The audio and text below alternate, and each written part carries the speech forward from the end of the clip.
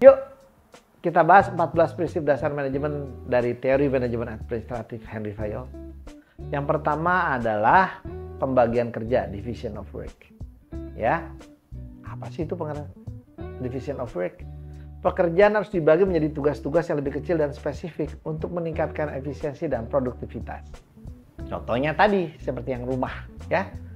Kalau bangun rumah ya kita mulai pondasi dulu, setelah itu tiang-tiangnya, setelah itu dindingnya, ya, setelah itu atapnya, setelah itu baru bikin yang lantainya, keramik-keramik, ya, setelah itu baru tuh dindingnya nanti dicat, ya, semua bertahap, dibikin jadi kecil-kecil.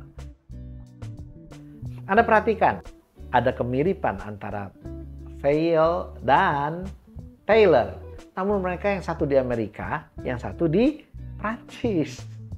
Ya, mereka walaupun nggak ketemu, ya, tapi idenya agak mirip ya. Nah, penerapannya ya, dengan membagi pekerjaan, setiap karyawan dapat fokus pada tugas mereka sendiri, sehingga mereka lebih mudah meningkatkan keterampilan dan lebih efisien dalam jangka panjang. Ya, kalau perusahaan belum menerapkan, bila perusahaan atau bisnis Anda belum menerapkan ini, maka harus diterapkan. Prinsip ini menekankan spesialisasi tugas untuk meningkatkan efisiensi dan keterampilan. Fayol mengamati bahwa ketika tugas dibagi di antara individu atau kelompok, efisiensi dan produktivitas meningkat karena setiap pekerja pada akhirnya akan menjadi ahli dalam bidangnya. Prinsip dasar manajemen yang kedua dari 14 prinsip Fayol selanjutnya adalah mengenai otoritas atau wewenang atau bahasa Inggrisnya authority.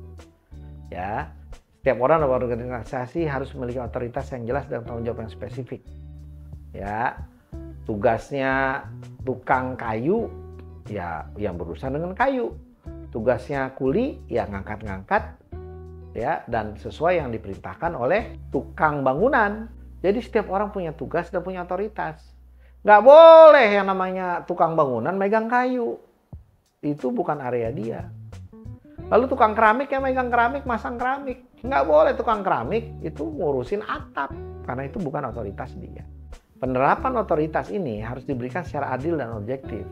Sehingga karyawan dapat memahami peran dan tanggung jawab mereka dan mereka jadi lebih fokus, ya, lebih punya gambaran dan alur yang jelas. Menurut Fayol, manajer harus memiliki wewenang untuk memberikan perintah dan menjalankan wewenang dengan tanggung jawab yang seimbang. Nggak bisa dikasih wewenang tapi nggak ada tanggung jawabnya. Ya, ketika kamu dikasih tim, maka ada tanggung jawabnya. Outputnya mana? Sesuai dengan tanggung jawab yang diberikan. Sesuai dengan wewenang yang dia miliki. Wewenang tanpa tanggung jawab dapat mengarah pada penyalahgunaan kekuasaan. Iya, dia main bagi-bagi uang, dia bikin program. Sedangkan tanggung jawab tanpa wewenang membuat manajer tidak efektif. Bayangkan aja, tanggung jawab kamu bikin rumah, tapi kamu nggak boleh memerintah anak buah kamu. Kalau memerintah anak buah kamu harus nunggu pemilik dulu. Yang ada pemilik yang begitu sakit, semua berhenti kerja. Kenapa? Manajer nggak bisa mutusin. Kenapa? Nggak punya wewenang. Nah, ini contohnya. Prinsip dasar manajemen Fayol yang ketiga dari 14 adalah disiplin. Ya, di mana anggota organisasi harus patuh pada aturan dan kesepakatan yang menjadi rambu-rambu organisasi.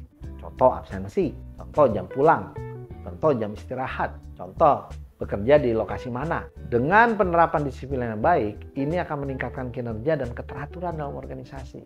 Disiplin dalam organisasi harus ditegakkan oleh peraturan yang jelas, penghargaan, dan sanksi atau hukuman yang konsisten. Jangan kalau dengan yang atas dia bisa berubah, yang bawah dia keras. Nggak bisa. Jangan kalau ternyata teman-temannya berbeda dengan dari kelompok yang berbeda. Wah, itu kelompok yang beda aturan, itu bakal bikin berantakan. Nah, Fayol melihat disiplin sebagai elemen penting dalam menjaga tata tertib dan etika kerja. Yang keempat adalah kesatuan perintah atau unity of command. Ya, inilah prinsip yang menarik sekali. Yaitu apa? Setiap karyawan hanya boleh mendapat satu perintah untuk satu pekerjaan agar dia mengerti. Setelah itu selesai lalu ngerjain yang lain. Kalau dikasih terlalu banyak, dia bisa bingung. Petunjuk yang bertentangan, penerapannya. Hal ini menghindari petunjuk yang bertentangan dan otoritas yang membingungkan. Setiap karyawan harus menerima instruksi dari satu atasan saja ya, agar menghindari kebingungan dan konflik dalam organisasi. Kenapa konflik? Iyalah, rebutan lah. Ya, yang gue mau kerjain yang mana nih, kata dia. Ya, atasan A atau B. Mana duluan nih, yang A atau B? Kyle percaya bahwa kesatuan komando adalah kunci untuk memastikan kejelasan dalam tugas dan instruksi.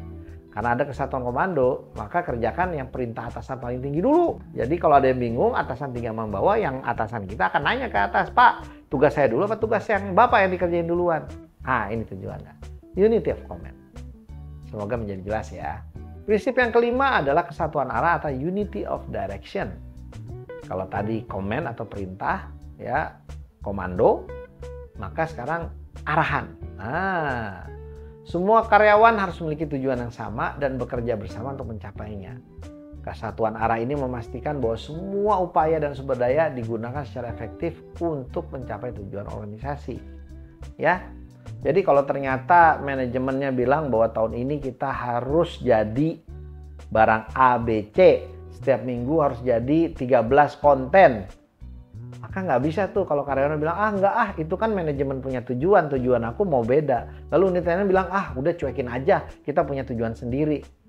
Wah, itu bakal berantakan organisasi kalau kayak gitu. Harusnya kalau mereka nggak ngerti, mereka nanya. Kalau mereka nggak bisa capai, mereka lapor.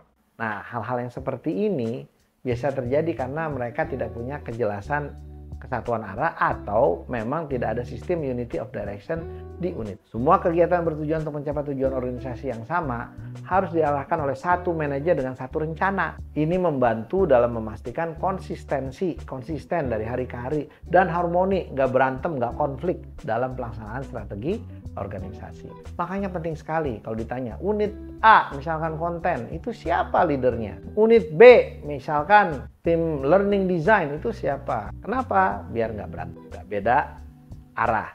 Tapi antara dua orang ini harus punya kesamaan arah. Kalau nggak mereka akan saling menyalahkan atau merasa kita ngerjain yang kita mau. Jadi arahnya beda-beda. Nah, itu nggak boleh. Ini penting sekali harus dipastikan jadi checklist di sebuah organisasi.